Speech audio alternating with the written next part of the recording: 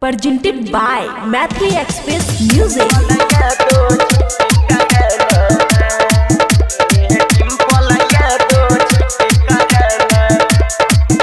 खुशी recording studio बलुआहा।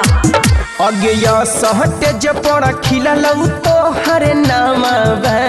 गे डिम्पल यादो जी के कारण अगया सहटे जपड़ा खिला तो हरे नाम गे डिम्पल यादो जी के कारण गे डिम्पल यादो जी के कारण चलो यूट्यूब पर नाम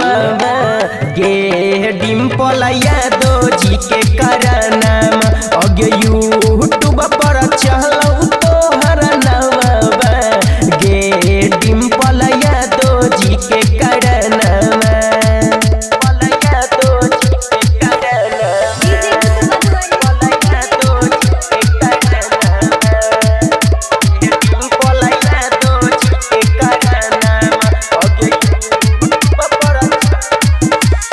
नाच रही कुद के डीजे पर बुला के असट ज पर लैला कौ छौरी खेसारी भैया के फाइन गे नाच रही कुद के डीजे पर बुला के असट ज पर लैला कौ छौरी खेसारी भैया के फाइन गे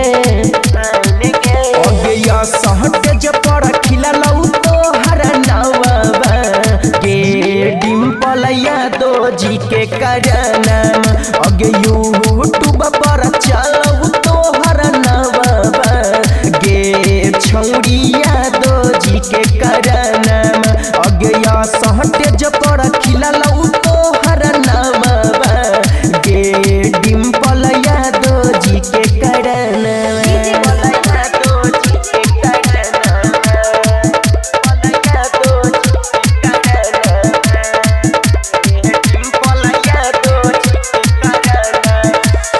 नाच छही असटे ज पड़ता बन छही बागी नगे नहीं त कुल खानदान में लह गई के बैठ थिर दागी गे नाच छही असटे ज पड़ता बन छही बागी नगे नहीं त कुल खानदान में लगाई के बैठ थिर दागी गे अगे राम के पप्पू लिखाओ हौ जे गाना छियै खेसारी भैया के फाइना अगे यूट्यूब पर चलो तो हर नाम गे डिम्पल यादो जी के कारण अगे सहटे जपड़ खिला तो हर नाम गे डिम्पल यादो जी के कारण खुशी रिकॉर्डिंग स्टूडियो बलुआहा।